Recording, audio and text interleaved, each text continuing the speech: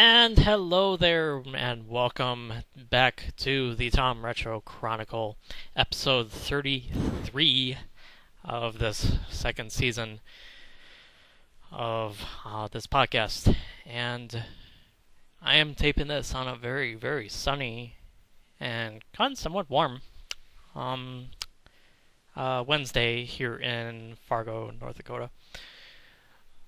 Pretty enjoyable day so far. Had a day off yesterday, and this is my second day off in a row. Then I have to go back to work on tomorrow, and then I have another day off on Friday, and then work on Saturday. So yeah, there is pretty much that rest of my week. Pretty enjoyable so far. Yeah. June is kind of probably one of my more favorite months of the year. Um, uh, it, I guess maybe a couple years ago, like a few years ago, it probably was my favorite month of the year, but it hasn't really been that much of my favorite year. Pretty much mostly because baseball used to do their interleague play during June and some parts of May too, but pretty much the big part of Major League Baseball's interleague play was pretty much done during June, and also the weather was actually kind of nice too, in 70s, maybe some 80s, 80 degrees or so. So essentially, it kind of kept it was kind of kept cool for pretty much most of the month, and then July came.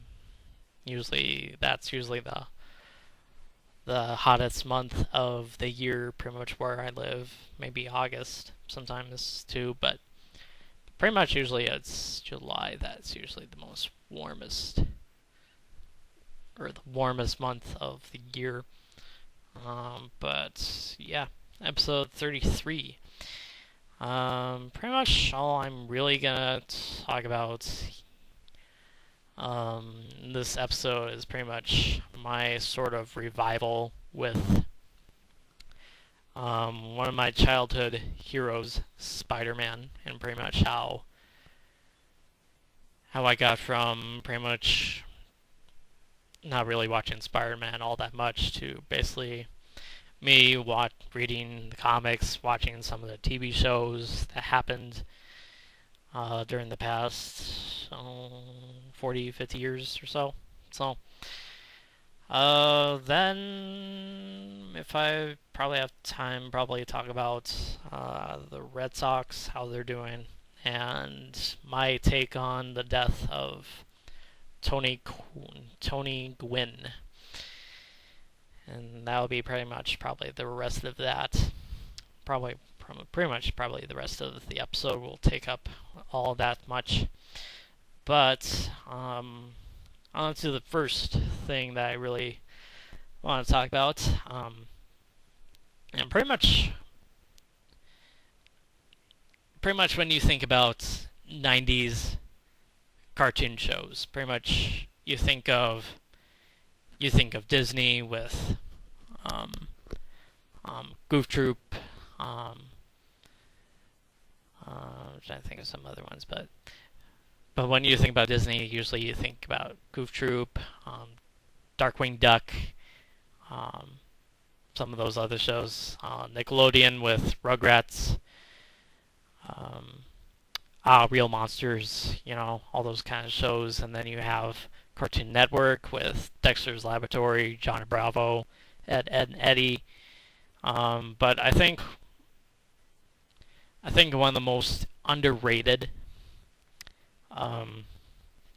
cartoon blocks in the 90s was Fox Kids.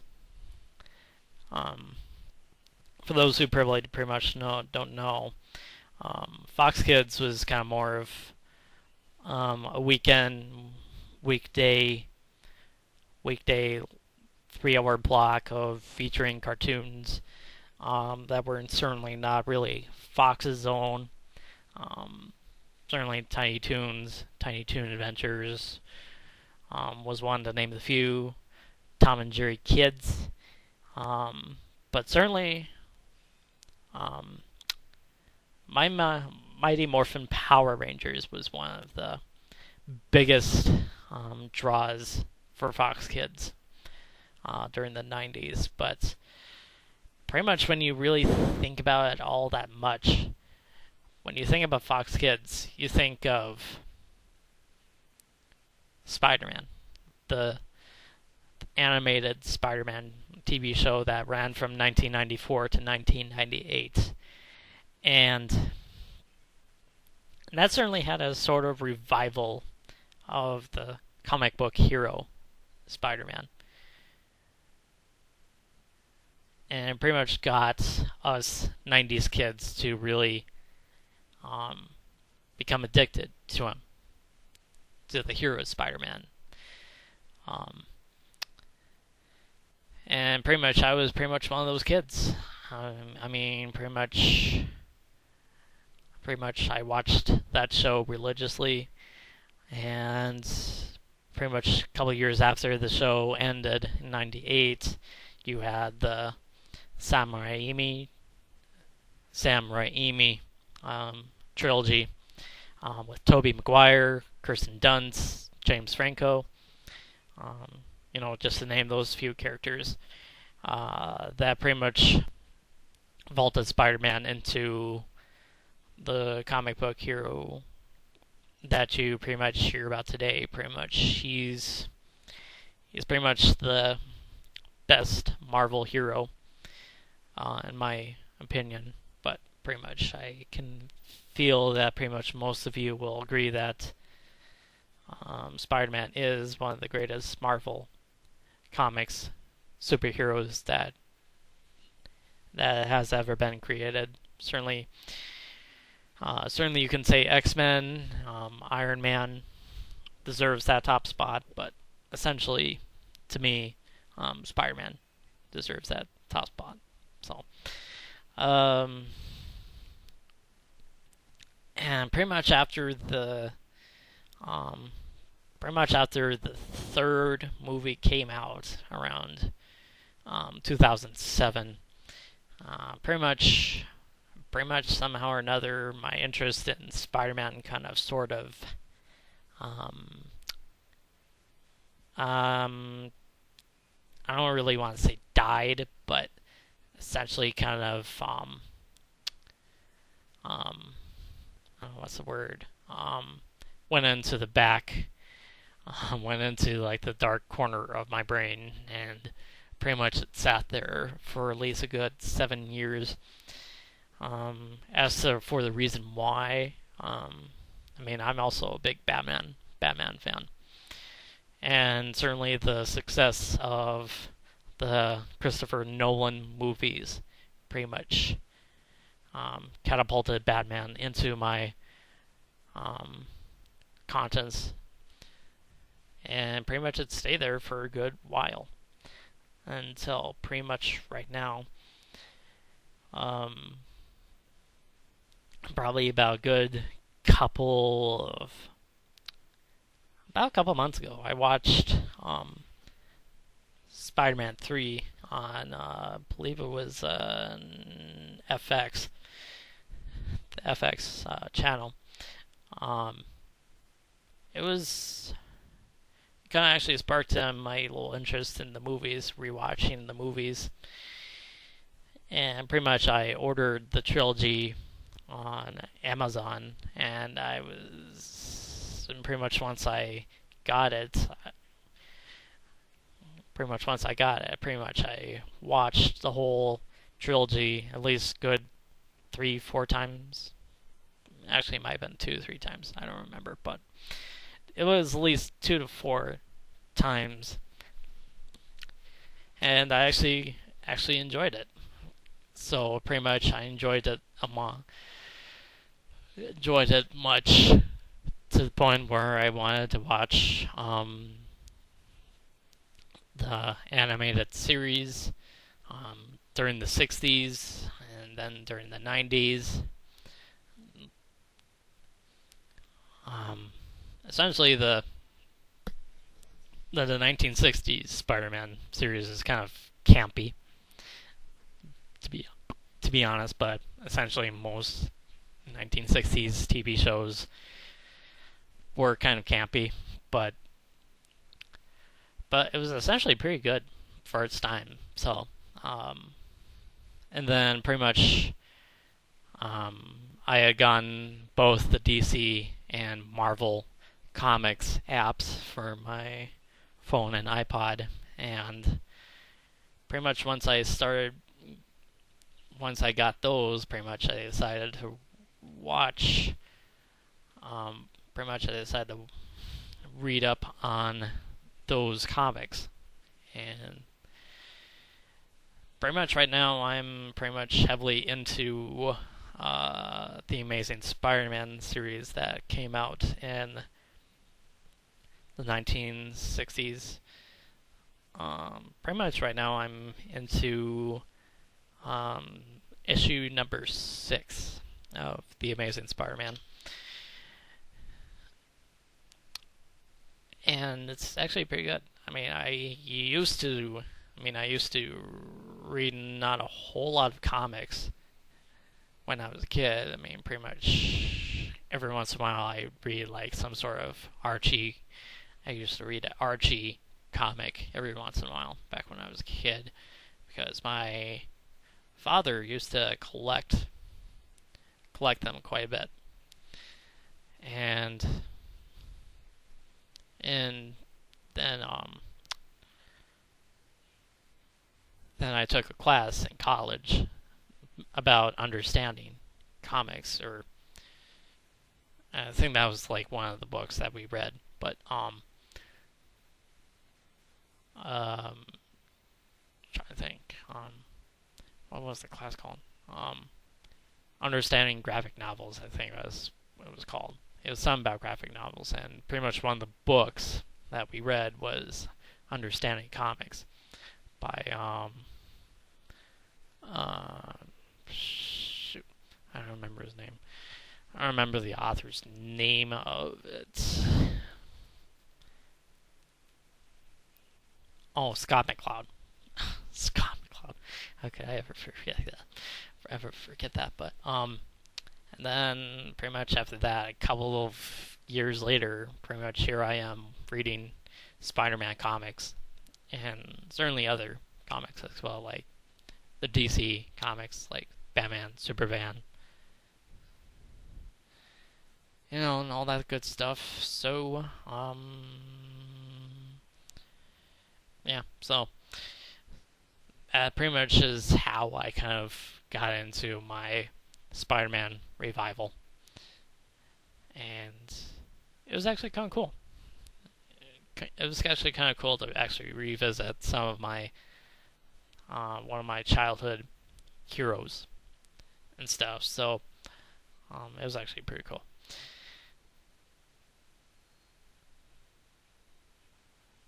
To say that Spider-Man is certainly is better than Batman, I don't know. I don't know about that, but certainly I like both heroes the way they are. So, and I also forgot to mention Toonami back in the 90s and certainly the 2000s was quite a cartoon block for us kids to watch and stuff. So it was actually pretty cool. We were certainly spoiled. We were spoiled kids back then. Spoiled enough to say that our future children will never truly ever understand how spoiled we were as kids in terms of cartoon shows and stuff. So certainly the cartoons of today don't really match up that well against the cartoons of the 90s and stuff. So yeah, we were spoiled. We were spoiled kids. And on to another subject. The Red Sox.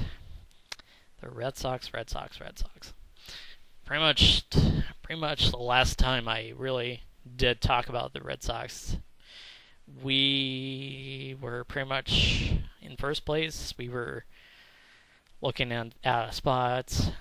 Um, we were looking at a number one spot in the American League playoffs.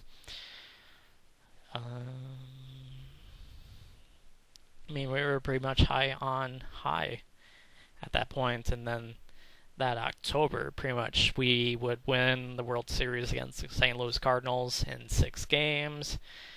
Um, it would be our third title in nine years, and pretty much a whole little different story this season. We haven't been hitting, we haven't been pitching. Pretty much our injury list has been quite big. Certainly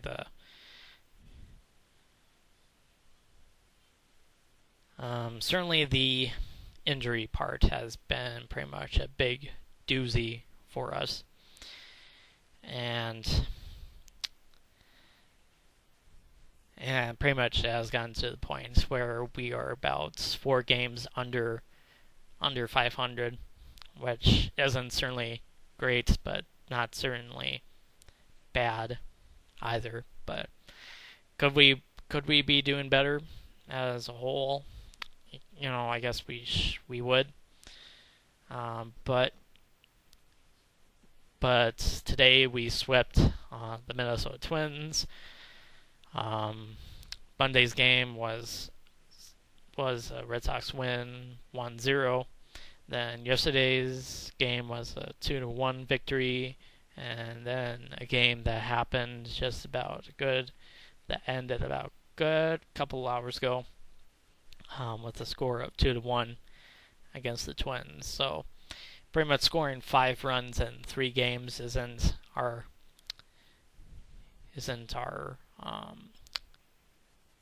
really us as a team, but essentially all you need is this 1 run to win a baseball game.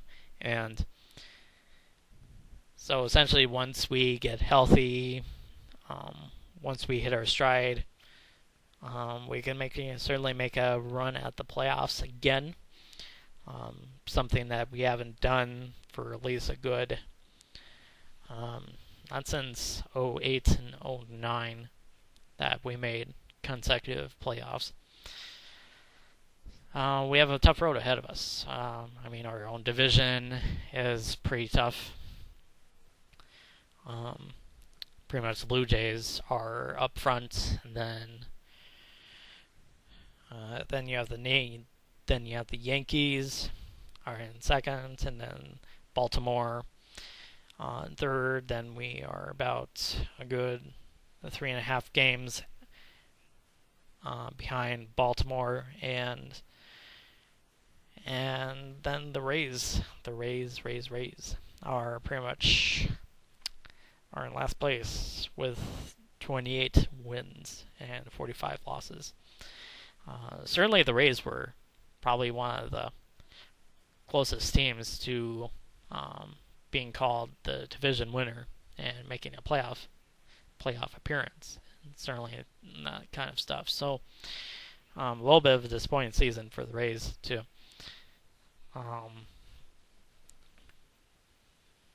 We certainly have a chance to get a wild card spot, but we gotta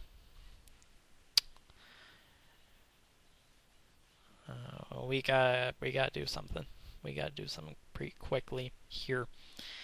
We're going 4 games back of a wild card spot, and certainly a lot of the teams that I mentioned before are on this list here. Pretty much the Angels and the Tigers own the wild card spots. Then you have the Yankees, the Orioles, Mariners, Indians, the Rangers, and the White Sox are pretty much ahead of us in the wild card standings as well. So it could be interesting, very interesting summer for the Red Sox. And I hope that we can hit our stride very soon. Because I'd like to see us get more than just one playoff appearance every once in a while.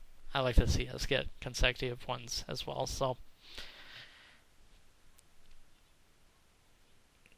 essentially, if we can make something of a go while our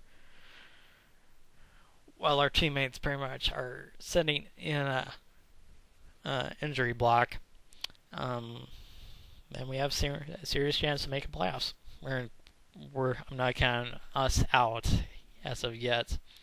Certainly, if you were a Rays fan, certainly you would be probably thinking about next year, or perhaps maybe the year after that, to really think about making a chance for the playoffs. So, but essentially, the Red Sox are still in it. So, and pretty much the last thing I really wanted to talk about is the passing of the great Tony Gwynn. Now, certainly I wasn't around for a good part of his early career back when he started in the majors in 1982. And when you really think about Tony Gwynn, you pretty much think of him as one of the best hitters in the game, and certainly one of the better fielders of the game as well. Looking at his career highlights and certainly his awards, he was 8-time National League batting champion from 1984 and 1987 to 1989, and then 1994 to 1997. And he was a 15-time All-Star from 1984 to 1987 and 1989 to 1999. He was a 5-time Gold Glove winner from 1986 to 1987 and 1989 to 91. Silver Slugger, he won that 7 times, 1984, 86 to 87, 89, 94 to 95, and 97. He also won the Roberto Clemente Award in 1999. Then he had his number 19 retired by the San Diego Padres. And he was first ballot Hall of Famer with a 97.6% vote in 2007. So unfortunately, he never truly did get to the World Series. He did play for a couple of pennant winners in the 1984 San Diego Padres and the 1998 San Diego Padres. Both of those teams went to the World Series and would lose the World Series in 1984 to the Detroit Tigers. And you probably just heard my phone right now, but and then 1998 to the New York Yankees. But certainly his career statistics speak for themselves. I mean, pretty much his lifetime batting average was .338. He has 3,141 hits, 135 home runs, and 1,138 runs batted in.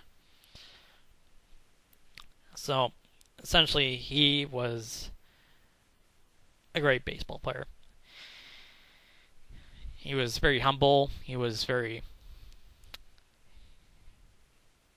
And he just didn't really. I mean, he was also innovative. I mean, he was one of the first few players to ever really study game film to make sure, to watch his swing, his fielding, his base running, So essentially a pretty cool guy to really watch. Very, very cool to watch. So pretty much there goes that. I will be probably doing another episode sometime later next week. But until then, adios, folks, and have a good rest of your Wednesday. Later.